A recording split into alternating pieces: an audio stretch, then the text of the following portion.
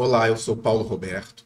Esse é o canal UltraSkimmer e a gente está começando o sexto vídeo do nosso curso de desenvolvimento front-end web, aprofundando a programação em JavaScript. Então, vamos voltar para o nosso roteiro de curso. Aqui no nosso roteiro de curso, a gente já discutiu o básico do acesso à linguagem JavaScript até a parte da criação de variáveis e entramos nas palavras reservadas var, let e const, que são as palavras reservadas de declaração de variáveis. Essa parte de declaração de variáveis, ela é bastante extensa, né? Ela não é uma coisa trivial. JavaScript tem algumas particularidades. Então, quando nós chegarmos em função e em fluxos de controle, a gente vai revisitar essa declaração e esse entendimento de escopo. Até vou colocar aqui revisitando a definição de escopo de variáveis. Vamos deixar aqui assim, que aí a gente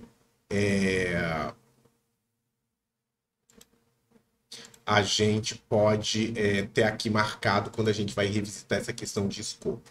Agora a gente vai para a declaração dos tipos de variáveis, vamos entender um pouquinho a tipologia de variáveis em JavaScript. Tipologia em JavaScript é complexo, por quê? Porque JavaScript é uma linguagem fracamente tipada. Ela permite a conversão de valores entre diferentes tipos e a interação de tipos diferentes entre si, mesmo em variáveis diferentes. Eu posso interagir duas variáveis que possuem tipos diferentes e o JavaScript vai entender isso e fazer operação entre esses tipos de variáveis sem dar erro, né? Ou seja, o JavaScript permite a operação entre tipos de variáveis sem que isso seja como eu posso dizer, previsto programaticamente pelo programador, ou seja, existe coerção.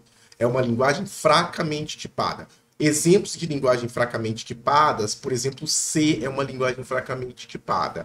O C++ ele possui características que em alguns contextos é um pouco mais fraco, mas no geral o C++ é uma linguagem fortemente tipada. O Python é uma linguagem fortemente tipada. Apesar de ser uma linguagem com as variáveis atribuídas dinamicamente, ela não permite operações diversas entre essas variáveis se elas tiverem tipos diferentes, a não ser que esteja estritamente respeitando certas regras, que é o que não acontece com o JavaScript. Não vamos entrar em detalhes de variáveis fortemente tipadas ou variáveis fracamente tipadas agora, mas nós, em algum momento, vamos revisitar esse assunto. Então, vamos voltar. Vamos tirar o roteiro, vamos voltar para a nossa ferramenta de trabalho, que é o navegador. Vamos apertar F12, aparecem as ferramentas de desenvolvimento aqui. Escolhemos o console e podemos começar entendendo o primeiro tipo de variável que vamos abordar em JavaScript, que é a variável string. O tipo string, ele apenas representa um texto qualquer. Qualquer texto eu posso colocar entre aspas duplas ou entre aspas simples. Texto qualquer entre aspas simples. E eu posso também usar eu também posso usar o backtick. O que é o backtick? É um acento grave. Escrever um texto entre backticks. Também tem um texto. Tanto entre aspas duplas, como entre aspas simples, como entre backticks. Eu tenho textos em JavaScript. Vamos aumentar um pouquinho isso aqui para ficar mais fácil de ver.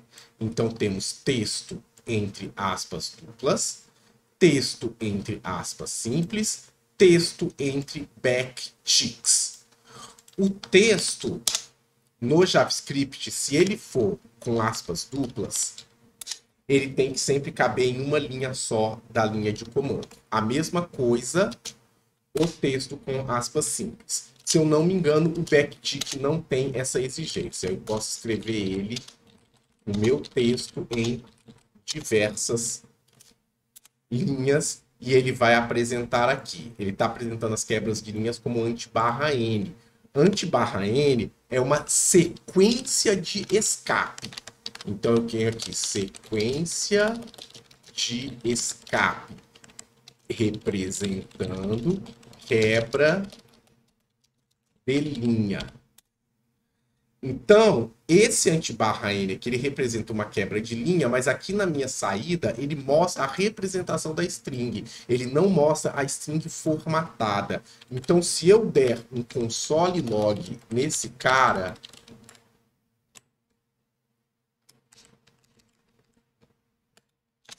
ele vai apresentar no lugar do anti/n uma quebra de linha. Tá vendo? Sequência de escape, vai ter um espaço aqui, uma quebra de linha, um novo espaço, a continuação da string.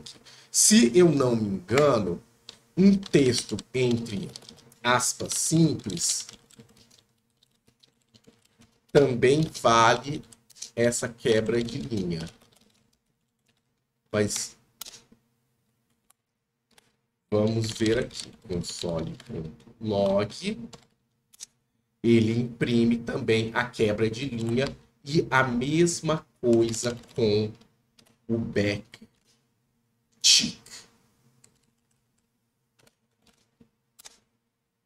Mas o backtick ele tem uma característica interessante, uma característica importante, que é o suporte à interpolação de variáveis. Então, se eu declarar uma variável aqui, vamos chamar essa variável de nome e vamos dar o meu nome a ela. Eu armazenei o nome Paulo na variável nome.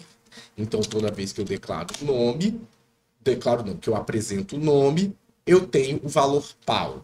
E aí eu posso usar uma string em backtick, nome do programador, e vou colocar aqui um sinal de dólar, abre e fecha chaves, o nome da variável, e no lugar de aparecer essa expressão, vai aparecer Paulo. Nós temos, então, aqui o que é chamado de interpolação de variável. Eu posso pegar uma variável qualquer e colocar dentro da minha string. Se eu não me engano, eu não preciso necessariamente do console log. Eu posso simplesmente chamar a string aqui e a representação dela vai aparecer aqui já com a variável interpolada. Existem algumas outras operações de string, né? Então, a gente tem que em nome tem a representação do meu nome, Paulo. Eu posso pegar o primeiro caractere usando a função membro, o método da string nome, né? Eu acesso JavaScript é uma linguagem orientada a objetos, então nome é uma variável e também é um objeto. Eu uso o operador ponto para acionar uma função membro, um método, né? Em algumas linguagens orientadas a objeto, as funções membro estão chamadas de métodos. Eu não sei ao certo qual é a nomenclatura em JavaScript, e eu dou a posição do caractere para que a função charete retorne. Então, o caractere na posição 0 da variável nome é o caractere P. Existem outras operações de string, como, por exemplo, a operação de concatenação. Eu vou criar aqui uma variável chamada sobrenome, com o meu sobrenome. E aí eu posso pegar o meu nome e, usando o operador mais, fazer uma concatenação com o meu sobrenome e sair Paulo Silva. A gente tem que entender que o operador mais, no contexto de strings, é uma concatenação, não é uma soma algébrica. E eu posso reatribuir o meu nome com o valor do meu nome somado com o meu sobrenome e fazer uma atribuição destrutiva na variável nome. Então, eu vou pegar o valor de nome concatenado com sobrenome e atribuir novamente à variável nome. Quem não está acostumado a programar vai achar essa construção estranha. Mas lembrando que isso aqui não é um tutorial de programação.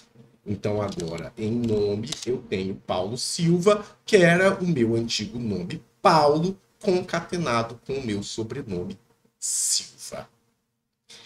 Depois de a gente ver essas variáveis de string, isso aqui é uma apresentação bem primária, bem básica, né, do tipo string. O tipo string possui muitas outras características, possui muitas outras operações que a gente vai ir revisitando com o tempo para consolidar os conceitos que estão apresentados aqui.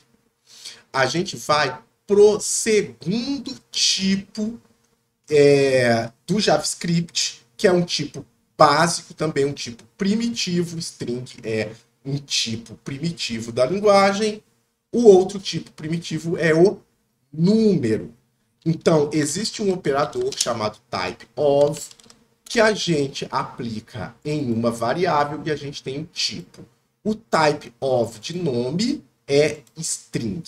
Se eu coloco o número 1, o typeOf de 1 é number.